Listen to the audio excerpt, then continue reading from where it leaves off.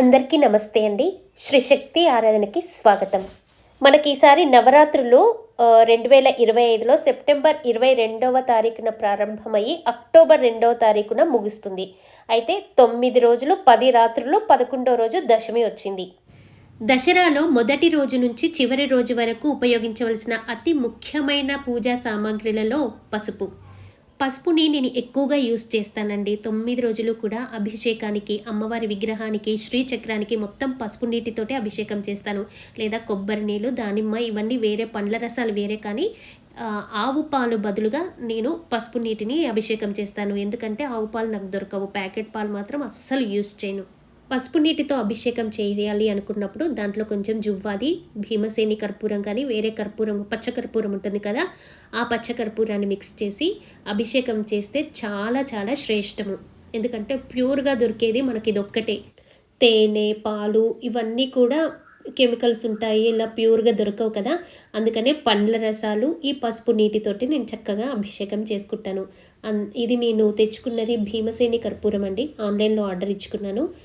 చాలా మంచి స్మెల్ ఉంటుంది. నేను అసలు హారతి కర్పూరమే వాడను. హారతి ఇవ్వడానికి కానీ, వీటి పూజా ద్రవ్యాల్లో ఉపయోగించడానికి కానీ నేను ఈ భీమసేని కర్పూరమే వాడతాను. సరే అండి, ఈ పసుపు దంచడాలు ఇవన్నీ మా వల్ల కావు, మాకంత టైం ఉండదు అన్న వాళ్ళు ప్యాకెట్వి కాకుండా ఆర్గానిక్ పసుపు మంచిది కొనుక్కోండి. దానితోటి ఏదైనా మనము అమ్మవారికి చక్కగా ప్యూర్ మంచి వస్తువులతోటి, ఎలాంటి ద్రవ్యాన్ని మీరు యూజ్ చేస్తే అలాంటి ఫలితాలని పొందుతారు. నకిలీవి అన్ని డూప్లికేట్వి వాడితే దానికంటే కొంచెం చిటికెడు పసుపు వేసినా, చిటికెడు కుంకుమ వేసినా చాలు, అంతంత చేసే బదులు. అలానే నవరాత్రుల్లో అష్టమి రోజు వస్తుంది చూడండి, ఆ రోజు నేను 108 గాజులతో పూజ చేస్తాను. కొంతమంది చిట్టి గాజులు అని తెచ్చుకుంటారు కదండి. చిట్టి గాజులు అనేవి లలితాదేవి పూజకైతే అసలు పనికి రావు. ఖచ్చితంగా మనం వేసుకునే బ్యాంగిల్స్ తోటే పూజ చేసుకోవాలి అంటే లలితాదేవి అష్టోత్తరంతో లేదా దుర్గాదేవి అష్టోత్తరంతో 108 నామాలతో ఒక్కొక్క నామానికి ఒక్కొక్క గాజుని సమర్పించి అమ్మవారికి మంగళకర ద్రవ్యాలు అని పూజ చేసుకుంటాము. అలా మీకు ఎవరికైనా ఇంట్రెస్ట్ ఉంది అంటే చేసుకోవచ్చు. ఏమీ లేదండి, అష్టమి రోజు అమ్మవారి అష్టోత్తరంతో ఈ గాజుల్ని ఒక్కొక్క నామాన్ని సమర్పించి పూజ చేసి గారెల నైవేద్యం పెడతారు. నవరాత్రుల్లో మీరు షోడశోపచార పూజ చేసుకోవాలి అంటే ఒక మంచి బుక్ని ఎన్నుకొని దాన్ని దగ్గర పెట్టుకొని ఉంచుకోవాలి. ఎందుకంటే అప్పటికప్పుడు అన్నీ వెతుక్కోవాలి అంటే టైం పడుతుంది, కాబట్టి మీరు అవన్నీ ముందుగానే రెడీ చేసుకోవాలి. ఇంకా కలశానికి మనము దారాన్ని చుడతాం కాబట్టి కలశానికి దారము, పంచపల్లవాలు, ఒక బ్లౌజ్ పీసు, మామిడాకులు, ఇంకా తీర్థస్థలంకి వెళ్ళినప్పుడు తెచ్చుకున్న వాటరు, గంగ ఉంటుంది కదా, అవన్నీ, ఇంకా ప్రతిరోజు అభిషేకం చేసుకోవడానికి తీర్థం పౌడరు, ఇంకా ఈ కలశంలో వేయటానికి దాసిన చెక్క, లవంగం 2 కలిపి మిక్స్ చేసి పౌడర్ చేసి దాన్ని ఒక చిన్న దాంట్లో పెట్టుకున్నారంటే ప్రతిరోజు మీకు ఈజీగా ఉంటుంది. ఇంకా పసుపు అక్షింతలు అందరూ కలుపుకుంటారు. అలానే నేను కొన్ని కుంకుమతో చేసిన అక్షింతలు కూడా జువ్వాది అన్నీ వేసి అవి కూడా కొన్ని కలుపుకుంటానండి. ఎందుకంటే దుర్గాష్టమికి నేను ఎరుపు రంగుతో ఉన్న కొన్ని వస్తువుల్ని కానీ ఇవి ఎక్కువగా వాడతాను. సో మీరు కావాలి అంటే కొన్ని ఎరుపు అక్షింతలను కూడా కలిపి కొంచెం పక్కకు పెట్టుకొని పూజకు వాడచ్చు. అలానే గోమూత్రము ఎప్పుడు కూడా ఇంట్లో ఉండేటట్టు చూసుకోండి.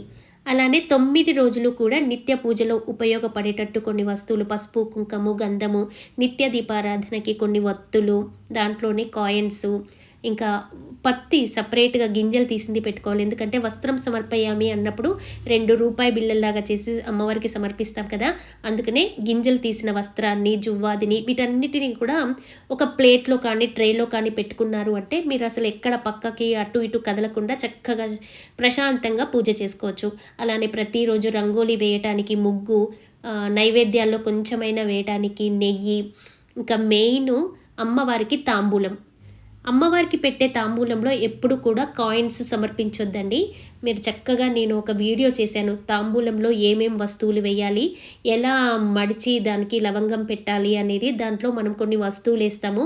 దాంట్లో గుల్కండ్ అనేది తప్పకుండా వేయండి. ఎందుకంటే శ్రీ విద్యా ఉపాసకులు ఈ తాంబూలం పెట్టకుండా అమ్మవారికి 9 రోజులు పూజ చెయ్యరు.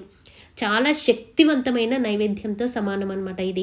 అందుకనే ఈవినింగ్ పూజలో ఈ తాంబూలాన్ని సమర్పించండి. మళ్ళీ మార్నింగ్ టైము మీరు అది మధ్యలో మళ్ళీ మీరు ఎప్పుడు భోజనం చేస్తారో మీరు భోజనం చేసిన తర్వాత ఈ తాంబూలాన్ని మీరు స్వీకరించవచ్చు. ఇంకా గంధం సమర్పయామి అన్నప్పుడు ప్యూర్ గంధాన్నే పెట్టండి. కనీసం ఒక చెక్క అందరింట్లో ఉండాల్సిందే. ఎందుకంటే మా ఇంటికి ఒకసారి పూజారి గారు వచ్చినప్పుడు ఆయనకి రెడీమేడ్ గంధాన్ని ఇస్తే అది అసలు వాడనే వాడలేదు. అప్పటికప్పుడు నాతోటి గంధాన్ని సాన మీద రుద్దించి అప్పుడు ఆ గంధాన్ని యూజ్ చేశాడు. ఎందుకంటే అది ఒకలాంటి మట్టితో తయారు చేస్తారంట. కుంకుమండి. కుంకుమ 9 రకాల కుంకుమలు అదేమేమో చెప్తున్నారు కానీ అవేమీ కాదండి. మీరు ఏదైనా ఒక ప్యాకెట్ రెడ్ కలర్ గోపురం లాంటి మంచి కుంకుమని, సెంటెడ్ కుంకుమని తీసుకొని అమ్మవారికి దానితోటి అర్చన చేయండి. నిమ్మకాయలైతే నేను ఒక 30, 40 తెప్పించి పెట్టుకుంటానేమో. ఎందుకంటే మొదటి రోజు పూజ నుంచి ఇంకా ఆయుధ పూజ వరకు, గాడి పూజల వరకు, మధ్యలో నైవేద్యాలకి, ఇంటి ముందు పెట్టడానికి, అమ్మవారి దగ్గర పెట్టడానికి ఎప్పుడు యూజ్ అవుతుందో తెలియదు. ఎప్పుడంటే ఇప్పుడు నేను పద్దాక షాప్కి వెళ్ళానండి. చాలా తక్కువగా ఈ నవరాత్రుల్లో బయటికి వెళ్ళేది. ఒకవేళ వెళ్ళాల్సి వచ్చినా స్కూటీ మీద వెళ్తాను కాబట్టి చెప్పులు వేసుకోను, ఎవరిని అంటుకోను, కొంచెం నియమనిష్టలతో ఎక్కువగా ఉంటాను.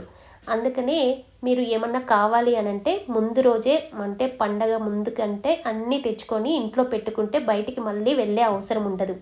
ఎవరైనా రాహుకాలంలో నిమ్మ దీపాలు పెట్టే వాళ్ళు ఉంటే గనక అది కూడా ఇప్పుడే తెప్పించి పెట్టుకునేయండి. ఎందుకు అంటే మధ్యలో ఈచ్ వన్, మాకైతే బెంగళూరులో ఈచ్ వన్ 10 రూపీస్ చెప్తారు. చాలా కాస్ట్ ఉంటుంది, చాలా బుడ్డిగా ఉంటుందన్నమాట. అందుకనే మార్కెట్లో అయినంత ఎక్కువగా ఇప్పుడే తెప్పించి పెట్టేసుకుంటాను. కాకపోతే ఇంట్లో పెట్టుకోవాలి అన్నప్పుడు ఫ్రిడ్జ్ అంతా నీట్గా క్లీన్ చేసి దాని తర్వాతనే ఈ ఐటమ్స్ అన్నీ తెప్పించుకొని పెట్టుకోండి. అనే పసుపు కొమ్ములు అర్చన చేయటానికి ఒక పూట మంచి ఫ్రెష్ పూలతోటి చేసుకుంటాం. అలా 3 టైమ్స్‌కు మనకు దొరకవు కదండీ! పూల కాస్ట్ కూడా చాలా ఎక్కువ ఉంటది. అందుకని మార్నింగ్ మీరు పూలతో చేస్తే, నైట్ కుంకుమార్చన చేస్తే, మధ్యాహ్నం పసుపు కొమ్ములు. మర్చిపోయాను, మధ్యాహ్నం కూడా మీరు పూజ చేస్తారా అంటే, నియమ నిష్టలతో దీక్షలో ఉన్నవాళ్ళు వాళ్ళు ఖచ్చితంగా మధ్యాహ్నం కూడా ఒక అష్టోత్తరం చదివి అమ్మవారికి ధూపదీప నైవేద్యం సమర్పిస్తారు. అలా వీలు ఉన్నవాళ్ళు చేయండి. అలానే పీఠం కింద వస్త్రాన్ని వేయటానికి లేదా ఇంకా చేతులు తుడుచుకోవడానికి, విగ్రహాలని అభిషేకం అయిన తర్వాత విగ్రహాలని తుడవడానికి కొన్ని రకాల క్లాత్స్ ఉంటాయి కదా మన ఇంట్లో. వాటన్నిటిని నీట్గా ముందే వాష్ చేసుకొని వాటికి జువ్వాది అంతా పూసి ఒక కవర్లో పెట్టుకోండి. అప్పుడు మీకు పూజ చేసేటప్పుడు చాలా ఈజీగా ఉంటుంది. రోజులో ఒక్కసారైనా అమ్మవారికి పంచహారతిని ఇవ్వండి. అలానే ప్రతిరోజు ధూపాన్ని వేయండి. నేనైతే ఈ మార్నింగ్ ఇల్లు క్లీన్ అయిపోయిన తర్వాత, స్నానం చేసి వచ్చిన తర్వాత ఫస్ట్ ధూపంతోటే నా పూజ మొదలవుతుంది. ఏమైనా విఘ్నాలు జరగకుండా మంచిగా పూజను జరగనీయని ఫస్ట్ మొత్తం ఇల్లంతా ధూపాన్ని చూపించిన తర్వాతనే నేను దేవుడి దగ్గరికి వెళ్ళి అన్ని పూజా సామాన్లు క్లీన్ చేయటము, నిర్మాల్యం తీయటము ఇవన్నీ అప్పుడు చేస్తాను. నేను అఖండ దీపానికి కోకోనట్ ఆయిల్‌ని వాడతానండి. మీకు ఎవరికైనా నేను నెయ్యి వాడతాను, లేదు అంటే నాకు స్వచ్ఛమైన నువ్వుల నూనె ఉందండి, నువ్వుల నూనె వాడతాను అంటే ఆ 2 వాడొద్దనే నేను చెప్తాను. ఎందుకంటే నేను ఒకసారి ప్రాబ్లమ్ పడ్డాను. నువ్వుల నూనె ప్యూర్‌ది పట్టించుకొని తెచ్చుకున్నాను. అది థిక్‌గా ఉండటం వల్ల దీపం సరిగా వెలగలేదు. చాలా ప్రాబ్లమ్ పడ్డాను. ఎంత అంటే నేను ఇంకా 24 అవర్స్ దీపం ముందే కూర్చోవాల్సొచ్చింది. ఎంత కష్టపడ్డానో. అది దీపమంతా అయిపోయి దాని మధ్యలో వేరే వేరే ఆయిల్ వేసితే అప్పుడు కొంచెం మంచిగా వెలిగింది. అలానే నెయ్యి వాడితే కనుక నెయ్యి గడ్డ కట్టుకుంటుందండి. అప్పుడు దీపము మనకు తెలియకుండానే కొండెక్కుతుంది. అందుకనే ఈ 2 నూనెలు వాడకుండా ఉంటేనే బెస్ట్. మరి ఈ ఆయిల్ కూడా గడ్డ కడుతుంది అనంటే, ఇది గడ్డ కడుతుంది కానీ దీపం వెలిగే ఆ వేడికి అదంతట అది కరుగుతూ చక్కగా వెలుగుతుంది. ఇది నాకు అసలు ప్రాబ్లమే ఇవ్వలేదు. ఇది నేను ప్యూర్ ఆయిల్ తెప్పించుకున్నానండి తమిళనాడు నుంచి. నాకు ఒక ఫ్రెండ్ తెచ్చిస్తుంది ఎవ్రీ ఇయరు. ఎంత 250నో ఎంతో పడింది, నాకు తెలీదు. 1 లీటరు. ఎవ్రీ ఇయర్ నేను ప్యూర్ ఆయిల్ కావాలి అఖండ దీపానికి అని కోకోనట్ ఆయిల్ వాడతాను.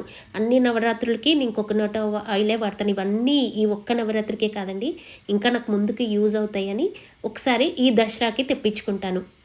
కొబ్బరికాయలు ఎందుకండి ఇన్ని కొబ్బరికాయలు తెప్పించుకుంటున్నారు అనుకుంటారేమో. నేను అమ్మవారికి దసరాలో 3 పూటల నైవేద్యం పెడతాను. దాంట్లో 2 పూటలు చక్కగా వండి పెడతాను. ఒక పూట మాత్రం నాకు పేషెన్స్ ఉండదండి. అది మార్నింగ్ చెప్పలేను, నైట్ చెప్పలేను, ఎప్పుడు ఉండదో తెలియదు. అప్పుడు నేను పూర్ణ ఫలము అని కొబ్బరికాయ నైవేద్యం పెడతాను. అలానే ఒకసారి నాకు ఒక పూజారి గారు చెప్పారు, దసరాలో లలిత చదివితే తప్పకుండా కొబ్బరికాయ కొట్టాల్సిందే అని. అందుకని 9 రోజులు నేను లలిత చదువుతాను. సో ఒక్కసారైనా అమ్మవారికి నైవేద్యంగా పెడదాము అని 10 కొబ్బరికాయలు తెప్పించుకుంటాను. అఖండ దీపంకి ఒకటి, కలశం పెడితే కలశానికి. ఇప్పుడైతే కలశం పెట్టట్లేదండి, ఎందుకంటే నాకు సాక్షాత్తు అమ్మవారు శ్రీచక్రమే ఉన్నారు కాబట్టి కలశం పెట్టకుండా డైరెక్ట్గా అమ్మవార్లకే పూజ చేసుకుంటున్నాను. అలానే 9 రాత్రులు అయిపోయిన తర్వాత అమ్మవారికి ఉద్వాసన చెప్తాం కదా, అప్పుడు ఒక కొబ్బరికాయ, నిమ్మకాయ, గుమ్మడికాయ వీటితోటి బలిని ఇస్తాము. అప్పుడు కూడా ఒక కొబ్బరికాయ కావాలి. గుమ్మడికాయ మంచి గుమ్మడికాయతోటి బలి ఇస్తామండి, అది కూడా నేను ముందే తెచ్చి పెట్టుకుంటాను. ఇంకా అఖండ దీపం యొక్క సామాగ్రి అండి, మీకు మొన్న ఒక వీడియో చేశాను కదా, దీపము, వత్తి వాటి గురించి. అలానే ఒక పెద్ద మట్టిదే ప్లేట్ కావాలి. దీంతోపాటు ఒక ట్రే కూడా కావాలి, నవధాన్యాలు. ఇవి అవసరమవుతాయి. కాకపోతే ఇవి మీరందరూ ముందే తెచ్చుకోండి అని చెప్పను, నేను రేపు ఒక వీడియో చేస్తాను. అది కనుక మీరు చూసి మీకు నచ్చినట్లయితే, మీ మనసుకి చేయాలి అనిపిస్తే అప్పుడు ఇవన్నీ కొనుక్కోండి. అంటే అఖండ దీపంని ఒకటి నవధాన్యాలతోటి పెడతారు, ఇంకొకటి ఓన్లీ బియ్యం వేసి పెడతారు. 2 శాస్త్రీయమైన పద్ధతులే, కానీ దసరా నవరాత్రుల్లో మాత్రము అఖండ దీపాన్ని నవధాన్యాలతో పెట్టే విధానము శాస్త్రీయమైనది, మంచిది కూడా, శక్తివంతమైనది. ఆ విధానాన్ని మీకు చూపిస్తాము అనుకుంటున్నాను. నా నెక్స్ట్ వీడియో అదేనండి.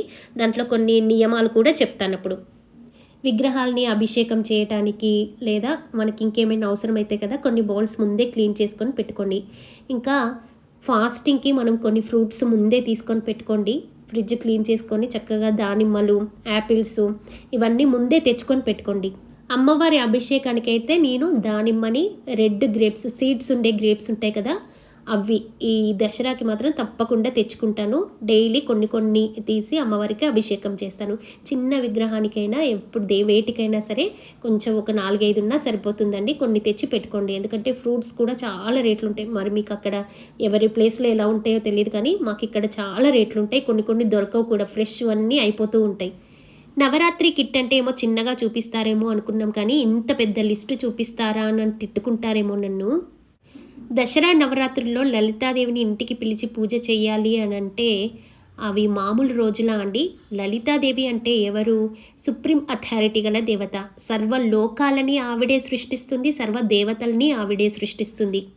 ఆవిడిని ఇంటికి పిలిచి పూజ చేయాలి అనుకున్నప్పుడు ఆవిడకిచ్చే రెస్పెక్ట్ కూడా అంతే ఉండాలి. కాకపోతే ఇలానే ఉండాలి వస్తువులన్నీ, ఇలానే ఖచ్చితంగా చేయాలి అని నేను చెప్పట్లేదండి. మనము పూజ చేసుకునే భక్తి ఉండి, శక్తి ఉండి, సామర్థ్యం ఉండి, హెల్దీగా ఉండి, అమ్మవారి పూజకి ఎటువంటి లోటు లేకుండా చక్కగా పూజ చేసుకోవాలి అనే పెద్దలు చెప్పేది, పండితులు చెప్పేదే నేను చెప్తున్నాను. శ్రీమాత్రే నమః. స్వస్తి.